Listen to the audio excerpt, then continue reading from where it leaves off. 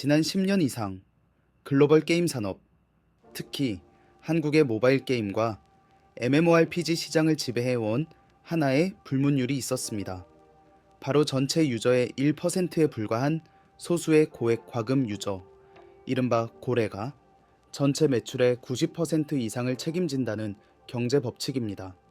하지만 2024년과 2025년은 이 경고했던 공식이 더 이상 유지되기가 힘듦을 보여줍니다. 현재 시장의 데이터는 라이브 서비스 게임들의 수익 모델이 소수의 핵과금 유저에게 의존하던 형태에서 다수의 유저를 대상으로 한 구독형 박리담의 전략, 즉 로우 마진, 하이 볼륨 모델로 이동하고 있음을 명확히 보여줍니다.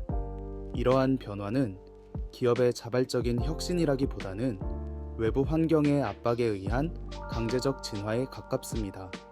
특히 2024년 3월 시행된 확률형 아이템 정보 공개 의무화 제도와 시장의 포화는 기존 고수익 모델의 지속 가능성을 불투명하게 만들었습니다.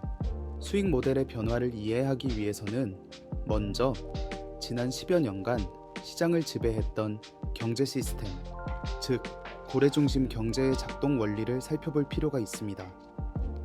이 모델은 파레토 법칙을 극단적으로 적용한 형태였습니다. 통계적으로 전체 유저의 1%에 해당하는 소수 계층이 전체 매출의 90%를 점유하는 구조입니다. 이 시스템의 핵심 기제는 변동 비율 강화 계획이라 불리는 심리학적 원리입니다. 이는 슬롯 머신과 유사하게 보상이 주어지는 시점의 불확실성을 활용하여 반복적인 지출 행위를 유도합니다.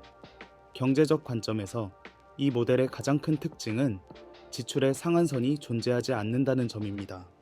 유저는 원하는 결과값을 획득하기 위해 이론상 무한대의 비용을 지출할 수 있는 구조였으며, 이는 기업에게 막대한 초과 이익을 보장했습니다. 이 생태계에서 90% 이상의 무과금 또는 소액 과금 유저는 고액 과금 유저들의 우월감을 충족시켜주기 위한 대상, 즉 콘텐츠로서의 역할을 수행했습니다. 그러나 소수에게 의존하는 이러한 구조는 유저 간의 자산 격차를 심화시키고 커뮤니티 내의 유해성을 증가시키는 구조적 취약점을 내포하고 있었습니다. 게임 산업의 수익 모델 변화는 자발적인 혁신이라기보다는 외부 환경의 압박에 의한 강제적 진화에 가깝습니다. 특히 소수의 고액 과금러에게 전적으로 의존하던 확률형 아이템 모델은 2024년을 기점으로 지속 가능성을 상실했습니다. 가장 결정적인 변화의 동의는 법적 규제입니다. 한국에서는 2024년 3월 22일부터 게임산업진흥에 관한 법률 개정안이 시행되면서 확률형 아이템의 정보 공개가 의무화되었습니다. 이는 게임사가 자율적으로 확률을 공개하던 시대를 끝내고 법적 구속력을 가진 투명성 시대를 열었습니다. 이러한 규제 변화의 트리거가 된 것은 넥슨의 메이플 스토리, 큐브 확률 조작 사건이었습니다. 공정거래위원회는 넥슨의 전자상거래법 위반 혐의로 역대 최대 규모인 과징금 116억 원을 부과했습니다. 이어 넥슨이 219억 원 규모의 보상안을 수용하면서 확률형 아이템 모델은 기업에게 막대한 재무적 리스크이자 법적 리스크로 전락했습니다. 이제 확률 정보가 0.0001%까지 투명하게 공개됨에 따라 유저들의 합리적 소비 성향이 강화되었고, 이는 확률형 아이템의 기대 수익률을 급격히 떨어뜨렸습니다. 규제가 공급자 측면의 압박이라면 시장 환경 측면에서는 비용의 증가가 변화를 주도했습니다. 2025년 게임 시장은 포화 상태에 이르렀으며 신규 유저 획득 비용은 역대 최고 수준으로 치솟았습니다. 유저 한 명을 데려오는 데 드는 비용이 급증한 상황에서 소수만 남기고 다수를 버리는 고래 사냥 모델은 더 이상 재무적으로 타당하지 않게 되었습니다. 이제는 가벼운 유저라도 1만 원이라도 결제하게 만들어 마케팅 비용을 회수해야만 하는 구조가 된 것입니다. 또한 수요자 측면에서는 공정성에 대한 요구가 거세졌습니다. 돈으로 승리를 사는 페이투윈 구조는 불공정 게임으로 낙인 찍혔으며, 특히 Z세대와 알파세대 게이머들은 이러한 구조를 극도로 기피합니다. 이들은 자신의 실력이나 시간 투자가 아닌 지갑의 두께로 승패가 결정되는 게임에 더 이상 시간을 쓰지 않습니다. 결국 규제 리스크 비용 상승, 그리고 유저 인식의 변화라는 삼중고가 게임사들로 하여금 기존의 흥행 공식을 폐기하고 새로운 생존 전략을 모색하게 만들었습니다.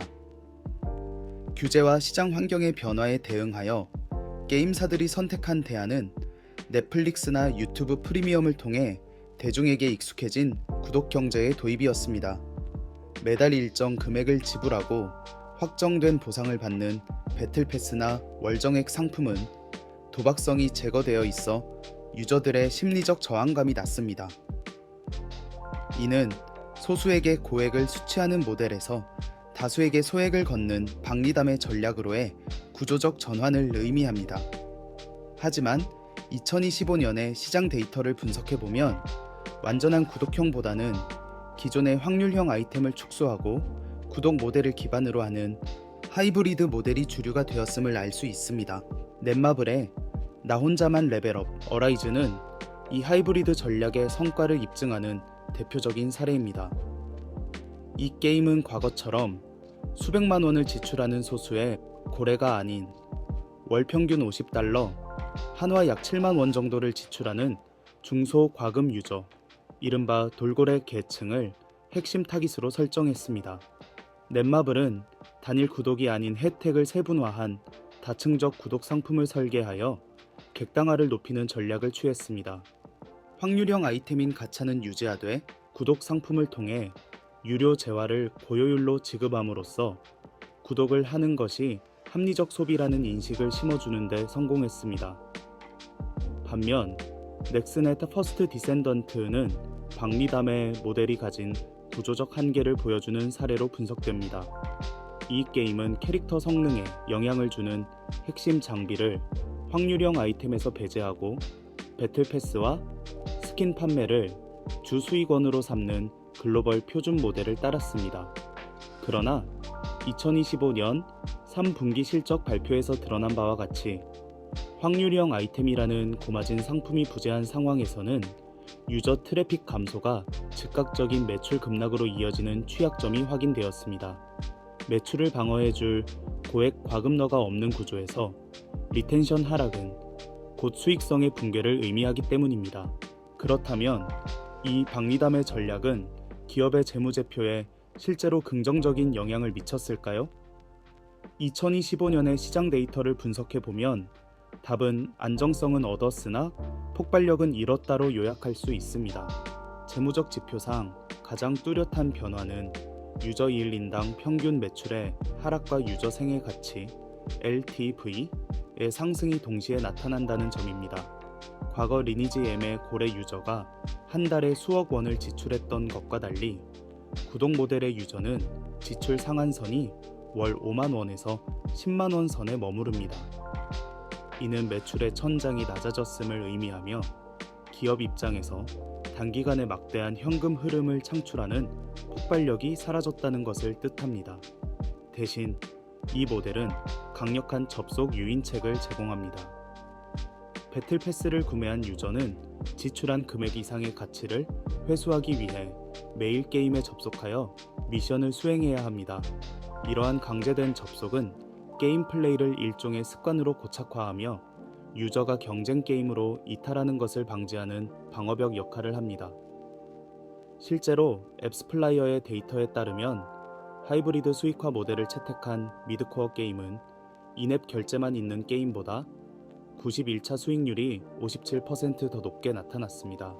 그러나 이 시스템은 유저들에게 배틀패스 피로감이라는 새로운 부작용을 야기했습니다. 모든 게임이 구독과 배틀패스를 도입하자 유저들은 이를 즐거움이 아닌 처리해야 할 숙제나 노동으로 인식하기 시작했습니다. 물리적인 시간의 한계로 인해 유저는 동시에 3개에서 4개의 배틀패스를 소화할 수 없습니다.